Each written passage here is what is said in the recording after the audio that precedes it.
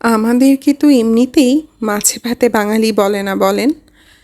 মাছে ভাতে একদম কবজি ডুবিয়ে খাই বলেই হয়তো আমাদের এটা একটা নামকরণ। আজকে আপনাদের জন্য নিয়ে এসেছি হাতে মাখানো কাতলা মাছের দো পেঁয়াজা।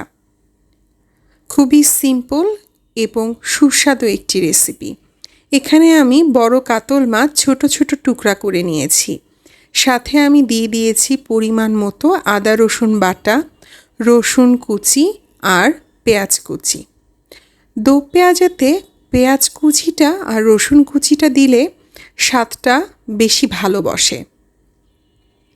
এখন এর মধ্যে বাকি যে গুঁড়া মশলাগুলো, হলুদ গুঁড়ো, ধনিয়া গুঁড়া, জিরা গুঁড়া এবং মরিচ গুঁড়া সব কিছু পরিমাণ অনুযায়ী দিয়ে নিতে হবে। দিয়ে নেব স্বাদ মতো লবণ।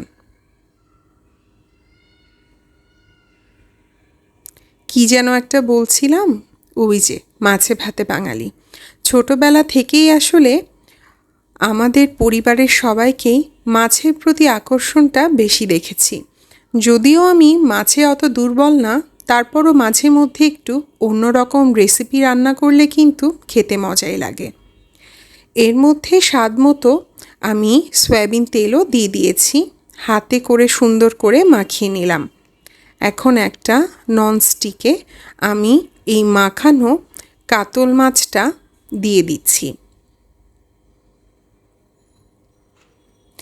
এই রান্নাটা আসলে হাত মাখানো এই কারণেই বলছি, কারণ এগুলো সব একসাথে মাখিয়েই একেবারে চুলোয় রান্নার জন্য বসিয়ে দিচ্ছি।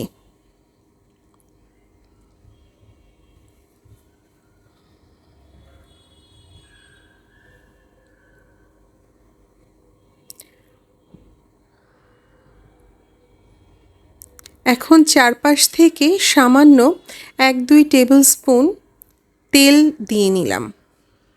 এরপর চুলার গ্যাসটা অন করে দিলাম। আর আমার পাত্রটা গুলানো যে পানি, সে পানিটা ওপর থেকে দিয়ে দিচ্ছি। এই রান্নাতে তেমন পানির প্রয়োজন নেই। তেলের ওপরই যে কোনো নাড়াচাড়া ছাড়াই রান্নাটা একদমে হয়ে উঠবে। গরম ভাতের সাথে কিন্তু এই রান্নাটা খেতে অনেক মজা লাগে। আমি কিন্তু এখানে মাছটা একবারও ভেজে নিইনি, তাই মাছের স্বাদটা একদম অন্যরকম লাগবে খেতে। এক ঢাকাতেই কিন্তু আমার মাছটার কালারটা একদম চেঞ্জ হয়ে গেছে। একটু ভাজা ভাজা তেলটা উপরে উঠে এসেছে।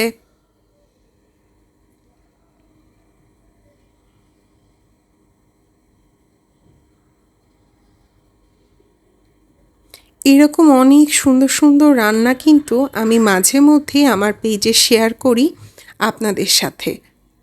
আপনাদের ভালোবাসাও পেয়েছি প্রচুর।